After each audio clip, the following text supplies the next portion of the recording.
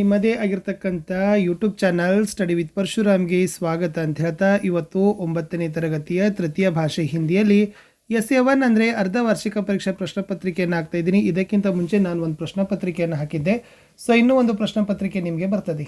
ವಿಡಿಯೋನ like, share ಮತ್ತು subscribe ಮಾಡೋದನ್ನು ಮಾತ್ರ ಮರೆಯದಿರಿ ಅಂತ ಹೇಳ್ತಾ ಡೀಟೇಲ್ ಆಗಿ ಈ ಪ್ರಶ್ನೆ ಪತ್ರಿಕೆಯಲ್ಲಿರ್ತಕ್ಕಂಥ ಪ್ರಶ್ನೆಗಳನ್ನು ನೋಡೋಣ. ಸೊ ಕಮೆಂಟ್ ಪಕ್ಕದಲ್ಲಿ ಹೈಪ್ ಇದೆ, ಹೈಪನ್ನು ಒತ್ತಿ ಇನ್ನಷ್ಟು ವಿಡಿಯೋವನ್ನು ಬೂಸ್ಟ್ ಮಾಡಿ. ಇದೇ ಥರದ ಮುಂದೆ ಬರ್ತಕ್ಕಂಥ ಎಲ್ಲ ವಿಷಯಗಳಲ್ಲಿ ಕೂಡ ವಿಡಿಯೋಗಳು ನಮ್ಮ ಯೂಟ್ಯೂಬ್ ಚಾನಲ್ದಲ್ಲಿದ್ದಾವೆ, ಅವುಗಳನ್ನು ನೋಡಿ ಅಂತ ಹೇಳ್ತಾ ಈ ವಿಡಿಯೋವನ್ನು ಪ್ರಾರಂಭಿಸ್ತೀನಿ. ನಿಮ್ನಲಿಖಿತ में से ಬಹುವಚನ ಶಬ್ದ ಹೇ ಅಂತ ಕೇಳಿದ್ರು. ಇದರಲ್ಲಿ झंडे ಅಂತಕ್ಕಂಥದ್ದು ಬಹುವಚನ ಇದೆ, ದರ್ವಾಜಾದು ದರ್ವಾಜೆ, ಓಡನಿದು ಓಡನಿಯ, ಥಾಲಿದು ಥಾಲಿಯ ಬಹುವಚನ ಆಗಬೇಕು. ಪ್ರಶ್ನೆ 2, ಸ್ವದೇಶ್ ಕಾ ವಿರುದ್ಧಾರ್ಥಕ ಶಬ್ದ ಅಂತ ಕೇಳಿದ್ರು. ಸೊ ಸ್ವದೇಶದ ಏನಾಗ್ತದಪ್ಪ ಅಂತಂದ್ರೆ ವಿದೇಶ ಅಂತಕ್ಕಂಥದ್ದು ಸರಿಯಾದ ಉತ್ತರ ಬರಬೇಕು. ಪ್ರಶ್ನೆ 3, ಔರತ್ ಶಬ್ದಕ ಪರ್ಯಾಯವಾಚ್ಯ ಶಬ್ದ ಹೇ ಅಂತ ಕೇಳಿದ್ದಾರೆ. ಸೊ ಔರತದು ಪರ್ಯಾಯವಾಚ್ಯ ಶಬ್ದ ಏನಪ್ಪ ಅಂತಂದರೆ ಮಹಿಳಾ ಅಂತ ಆಗ್ತದೆ. ಸೊ ಔರತದು ವಿಲೋಮ ಶಬ್ದ ಏನಾಗ್ತದೆ ಪುರುಷ ಅಂತಕ್ಕಂಥದ್ದು ಆಗ್ತದೆ. ಇದು ಕೂಡ ನಿಮಗೆ ಗೊತ್ತಿರಲಿ. ಪ್ರಶ್ನೆ 4, ವಿದ್ಯಾಲಯ ಶಬ್ದ ಮೇ ಸಂಧಿ ಹೇ ಅಂತ ಕೇಳಿದ್ದಾರೆ. ಸೊ ವಿದ್ಯಾಲಯ ಅಂತಕ್ಕಂಥದ್ದು ಏನಪ್ಪ ಅಂದ್ರೆ ಅದು ದೀರ್ಘ ಸಂಧಿಗೆ ಉದಾಹರಣೆ ಆಗಿರ್ತಕ್ಕಂಥ ಪದ. 5ನೇ ಪ್ರಶ್ನೆ, ನಿಮ್ನಲಿಖಿತ में से ಸ್ತ್ರೀಲಿಂಗ ಶಬ್ದ ಹೇ ಅಂತ ಕೇಳಿದ್ದಾರೆ. ಸೊ ಕೊಟ್ಟ ಆಯ್ಕೆಗಳಲ್ಲಿ ಬೇಟಿ ಅನ್ನೋದು ಸ್ತ್ರೀಲಿಂಗ ಶಬ್ದ, ಬ್ರಾಹ್ಮಣಿ ಅನ್ನೋದು ಸ್ತ್ರೀಲಿಂಗ ಆಗಬೇಕು, ಪುತ್ಲಿ ಅನ್ನೋದು ಸ್ತ್ರೀಲಿಂಗ, ಅಕೇಲಿ ಅನ್ನೋದು ಕೂಡ ಸ್ತ್ರೀಲಿಂಗ. ಇನ್ನು ಪಾನಿ ಪಿಲಾನ ಮುಹಾವರೆ ಕಾ ಅರ್ಥ ಹೇ ಅಂತ ಕೇಳಿದ್ದಾರೆ. ಸೊ ಪಾನಿ ಪಿಲಾನ ಮುಹಾವರೆ ಅರ್ಥ ಏನಪ್ಪ ಅಂದರೆ ಸಬಕ ಸಿಕಾನ ಅಂತ ಬರ್ತದೆ. ಇನ್ನು ನಿಮ್ನಲಿಖಿತ में से ಸಂಜ್ಞಾ ಶಬ್ದ ಅಂತ ಕೇಳಿದ್ದಾರೆ. ಸಂಜ್ಞಾ ಅಂತಂದರೆ ನಾಮಪದ ಅಂತ ಕರಿತೀವಿ. ಇದರಲ್ಲಿ ಘೋಡ ಅನ್ನೋದು ನಾಮಪದ ಇದೆ, ಸಂಜ್ಞಾ ಇದೆ. ಸೊ ಬಾಕಿ ಏನಿದೆಪ್ಪ ಅಂದರೆ ತುಮ್ ಆಗಿರ್ಬೋದು, ವೇ ಆಗಿರ್ಬೋದು, ಮುಜೆ ಆಗಿರ್ಬೋದು, ಇವೆಲ್ಲ ಏನಪ್ಪ ಅಂದರೆ ಸರ್ವನಾಮ ಅಂತಕ್ಕಂಥದ್ದು ಕೂಡ ನಿಮಗೆ ಗೊತ್ತಿರಲಿ. ಪ್ರಶ್ನೆ 8, ಕಬ್ಸೆ ಐಸಾ ಹೋತಾ ಆ ರಹಾ ಹೇ ಅಂತ ಕೇಳಿದ್ದಾರೆ. ಮುಂದೆ ಒಂದು ಲೇಖನ ಚಿಹ್ನೆಯನ್ನು ಕೊಟ್ಟಿದ್ರು. ವಾಕ್ಯವೇ ಪ್ರಯುಕ್ತ ವಿರಾಮ ಚಿಹ್ನೆ ಅಂತ ಕೇಳಿದ್ದಾರೆ. ಪ್ರಶ್ನವಾಚಕ, ಪೂರ್ಣ ವಿರಾಮ, ಭಾವಸೂಚಕ, ಯೋಜಕ. ಇದು ಪ್ರಶ್ನವಾಚಕ ಚಿಹ್ನೆ ಬರಬೇಕು, ಇದು ಪೂರ್ಣ ವಿರಾಮ, ಇದು ಭಾವಸೂಚಕ, ಇದು ಯೋಜಕ ಚಿಹ್ನೆ ಅನ್ನೋದು ಕೂಡ ನಿಮಗೆ ಗೊತ್ತಿರಲಿ. ಸೊ ಆಪ್ಷನ್ ಎ ಪ್ರಶ್ನವಾಚಕ ಅನ್ನೋದು ರೈಟ್ ಆನ್ಸರ್. ಇನ್ನು ಅನುರೂಪತಕ್ಕೆ ಬರ್ತೀನಿ. ವಿವೇಕಾನಂದಕ್ಕೆ ಪಿತಾ ವಿಶ್ವನಾಥ ದತ್ತ ಆದರೆ ಮಾತಾ ಯಾರು ಅಂತ ಕೇಳಿದರು. ಭುವನೇಶ್ವರಿ ದೇವಿ. ನೂಂಗ್ ಕ್ರೇಮ್ ಅನ್ನೋದು ನೃತ್ಯ ಆದರೆ ಬೇಹಡೇನ ಕಲಾಂ ಏನಂತ ಕೇಳಿದ್ದಾರೆ. Utsav is the right answer. ಇನ್ನು ಭೀಮ್ ಮಾನವ್ ಆದರೆ ಬಕಾಸುರ್ ಯಾರು ಅಂತ ಕೇಳಿದರು. ರಾಕ್ಷಸ. ಇನ್ನು ಲಾಲರಂಗ ರುಕುನ ಆದರೆ ಹರಾರಂಗ್ ಏನಂತ ಕೇಳಿದರು. ಸೊ ಚಲನ ಅನ್ನೋದು ಸರಿಯಾದ ಉತ್ತರ ಬರಬೇಕು. ಹರಾರಂಗ ಚಲನ ಇಸ್ ದಿ ರೈಟ್ ಆನ್ಸರ್. ಇನ್ನು ಒಂದೇ ವಾಕ್ಯದಲ್ಲಿ ಉತ್ತರವನ್ನು ಬಯಸ್ತಕ್ಕಂಥ ಪ್ರಶ್ನೆಗಳು. झंडा किससे बना ಅಂತ ಕೇಳಿದ್ದಾರೆ. झंडा बहन की पुरानी ओढ़नी से बना. दोपहर होने पर मौसी कहाँ पहुँच जाती थी ಅಂತ ಕೇಳಿದ್ದಾರೆ.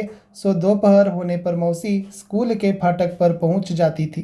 15ನೇ ಪ್ರಶ್ನೆ, कवि किस देवी की वंदना कर रहे हैं.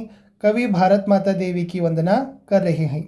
आज किसको बचाने की मांग है. आज पर्यावरण को बचाने की मांग है ಅಂತ ಬರೆದ್ರೆ ಸಾಕು. ಇನ್ನು 2 ಮಾರ್ಕ್ಸ್ ಕ್ವಶನ್ಸ್ಗೆ ಬರ್ತೀನಿ. ಆಲ್ಮೋಸ್ಟ್ ಇವೇ ಇರ್ತಾವೆ, ಸ್ವಲ್ಪ ಚೆನ್ನಾಗಿ ಪ್ರಿಪೇರ್ ಮಾಡ್ಕೊಂಡು ಹೋಗಿ. ಇನ್ನು भाई को बहन कैसे विदा करती है ಅಂತ ಕೇಳಿದರು. बहन ने भाई के माथे पर तिलक लगाया, चावल बिक रहा है, तब भाई ने बहन के पैर छुए और विदा ली. बहन ने भाई के सिर पर हाथ फेरा और भलैया ली ಅಂತ ಬರೆದ್ರೆ ಸಾಕು. ಇನ್ನು विवेकानंद के रुचि किन किन विषयों में थी ಅಂತ ಕೇಳಿದರು. कुश्ती लड़ने, दौड़ लगाने, घुड़सवारी करने और तैरने में उन्हें बड़ा आनंद मिलता था. वे संगीत एवं खेल कूद की प्रतियोगिता में भी भाग लिया करते थे ಅಂತ ಬರೆದ್ರೆ ಸಾಕು. ಇನ್ನು मौसी बच्चों को कौन कौन सी कहानियाँ सुनाती थी ಅಂತ ಕೇಳಿದ್ದಾರೆ. सो मौसी बच्चों को कहानियाँ, चुटकुले, पहेलियाँ सुनाना बहुत पसंद था.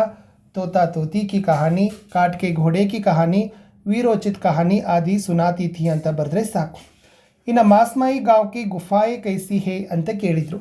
ಇಲ್ಲಿ मासमाई की गांव की गुफाएं इतनी अंधेरी है कि मशाल या टार्च बिना जलाए उनमें प्रवेश नहीं कर सकते.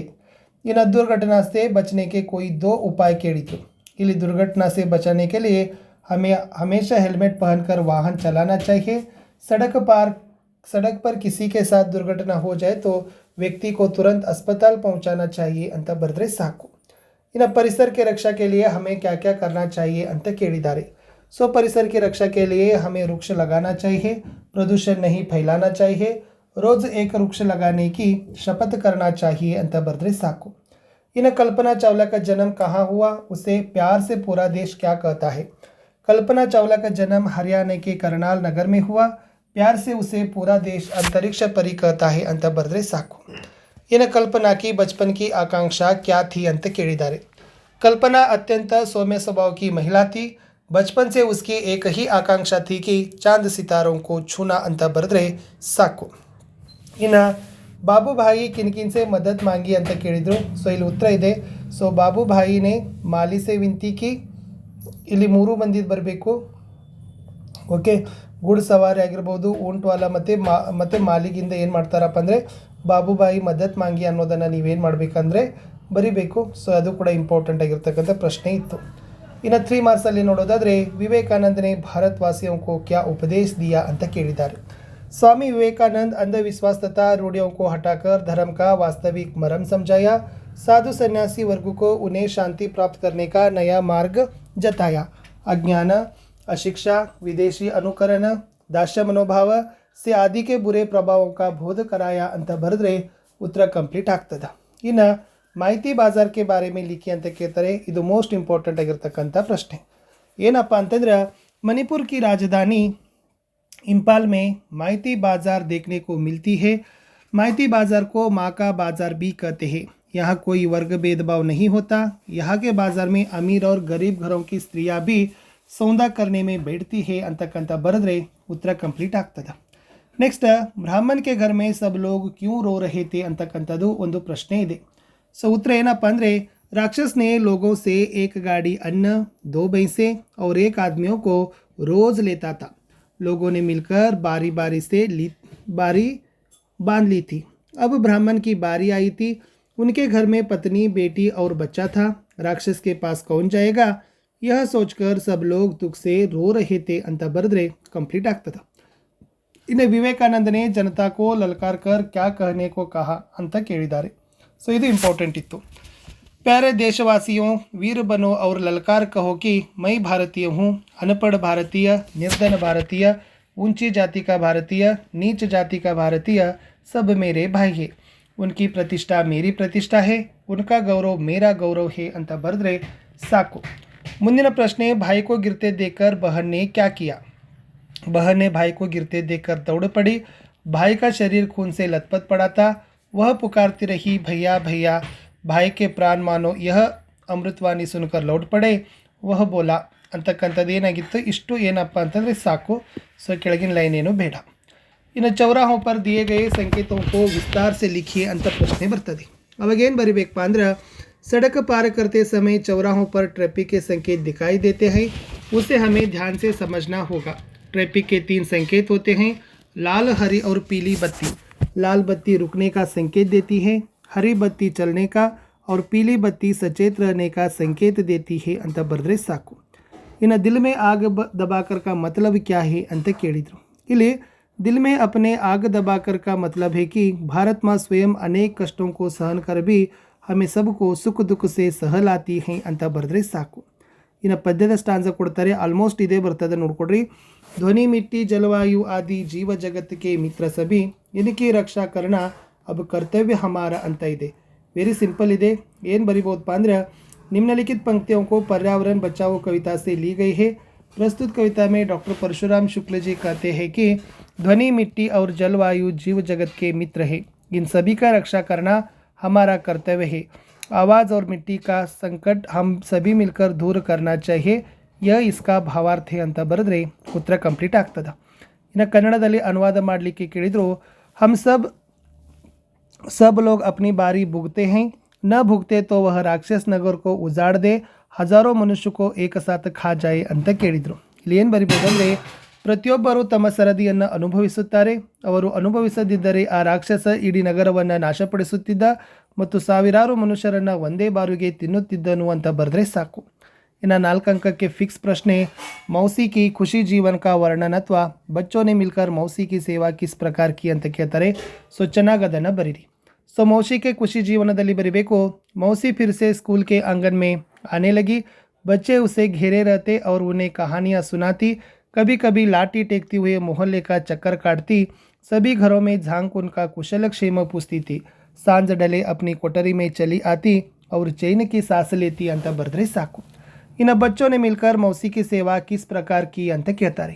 ಅವಾಗೇನು ಬರಿಬೇಕಪ್ಪ ಅಂತಂದ್ರೆ मौसी को सीधे नीम के पेड़ के नीचे ले आए.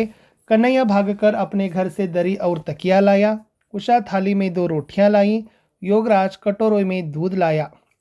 गोपाल घर से लैंप उठा लाया. मुन्नी पीने के लिए पानी लाई. बलदेव के पिता डॉक्टर थे, वह अपने पिता को खींच कर लाया. इस प्रकार मौसी के ಸೇವಾ ಕಿ ಅಂತಕ್ಕಂಥ ನೀವೇನು ಮಾಡಬೇಕು ಬರೆದ್ರೆ ಸಾಕು. ಆಲ್ಮೋಸ್ಟ್ ಪದ್ಯ ಇದೆ ಬರ್ತದೆ. ಜೈ ಜೈ ಭಾರತ್ ಮಾತಾ ऊंचा ईंजा हिमालय तेरा उसमें कितना स्नेह भरा दिल में अपने आग दबाकर रखता हमको हरा भरा ಅಂತ ಬರೆದ್ರೆ ಸಾಕು. ಇನ್ನು ಸ್ವಲ್ಪ ಪ್ರಬಂಧಗಳಲ್ಲಿ ಭಾಳ ಜನ ಕೇಳ್ತಾರೆ ಪರ್ಯಾವರಣಕ್ಕೆ ರಕ್ಷಾವನ್ನು ನೋಡ್ಕೊಂಡು ಹೋಗಿ. ಇನ್ನೊಂದು ಏನಪ್ಪ ಅಂದ್ರೆ ಚರಿತ್ರ ಬಲ್ ಅಂತ ನಿಮ್ಮ ಪುಸ್ತಕದ ಲಾಸ್ಟಲ್ಲಿ ಹಾಕಿದ್ದಾರೆ, ಅದನ್ನು ಕೂಡ ನೋಡ್ಕೊಂಡು ಹೋಗಿ. ಭಾಳ ಬರೋದಿಲ್ಲ, ಒಂದು 12ರಿಂದ 15 ಸಾಲು ಬರೀಬೇಕು. ಅವರು ಸಂಕೇತ ಬಿಂದು ಕೊಟ್ಟಿರ್ತಾರೆ ನೋಡಿ. ಪರ್ಯಾವರಣಕ್ಕೆ ರಕ್ಷಾದಲ್ಲಿ ಏನು ಬರಬೇಕು, ಪ್ರಸ್ತಾವನ ಒಂದು 2-3 ಲೈನ್ಸ್ ಬರಬೇಕು. ಪರ್ಯಾವರಣದ ಅರ್ಥ, ಮಹತ್ವ, ರಕ್ಷಾದ ಉಪಾಯ, ಉಪಸಂಹಾರ, ಪ್ರತಿಯೊಂದು ಕೀ ಪಾಯಿಂಟನ್ನು ಒಂದು 4-5 ಸಾಲುಗಳನ್ನು ಎಕ್ಸ್ಪ್ಲನೇಷನನ್ನು ಮಾಡಲೇಬೇಕು. ಅನುಶಾಸನ ಕಾ ಮಹತ್ವ ಕೇಳಿದ್ದಾರೆ, ರಾಷ್ಟ್ರಭಾಷಾ ಹಿಂದಿ ಅಂತ ಇತ್ತು. ಇನ್ನು ಚುಟ್ಟಿ ಪತ್ರವನ್ನು ಲಾಸ್ಟ್ ಕೇಳ್ತಾರಪ್ಪ ಅಂದ್ರೆ ಲಾಸ್ಟ್ 5 ಮಾರ್ಕ್ಸ್ಗೆ. ಸೊ ಏನು ಕೇಳಿದ್ದಾರೆ, 2 ದಿನದ ಚುಟ್ಟಿ ಮಾಂಗ್ತೇವೆ ಪ್ರಧಾನಾಧ್ಯಾಪಕ ಪತ್ರವನ್ನು ಕೇಳಿದ್ದಾರೆ. ಸೊ ಇಲ್ಲಿ ಪ್ರೇಷಕ ಪತ ಇರಬೇಕು, ಪತ್ರ ಪಾನೇವಾಲ ಕ ಪತ, ವಿಷಯ ಸಂಬೋಧನ್, ಪತ್ರಕ ಕಲೇವರ್, ಸಮಾಪ್ತಿ ಇಷ್ಟೆಲ್ಲ ಇರಬೇಕು. ಸೊ ಯಾವುದೇ ಒಂದು ಕಾರಣ, ಅದು ಬಾಯಿಗೆ ಶಾದಿ ಆಗಿರ್ಬೋದು ಅಥವಾ ಸೇಹತ್ ಠೀಕ್ ನಹಿ ಅಂತಕ್ಕಂಥ ಕಾರಣವನ್ನು ಕೊಟ್ಟು ನೀವೇನು ಮಾಡಿರಿ ರಜೆ ಚೀಟಿಯನ್ನು ಬರೀಬಹುದು. ಇನ್ನೊಂದು ಪತ್ರ ಪಾರಿವಾರಿಕ ಪತ್ರದ ಅಂಶಗಳು ಇದಿರ್ತವೆ. ಮತ್ತೊಂದು ಪ್ರಶ್ನೆಯೊಂದಿಗೆ ಭೇಟಿ ಆಗ್ತೀನಿ. ಅಂಟಿಲ್ ಟೇಕ್ ಕೇರ್, ಬಾಯ್.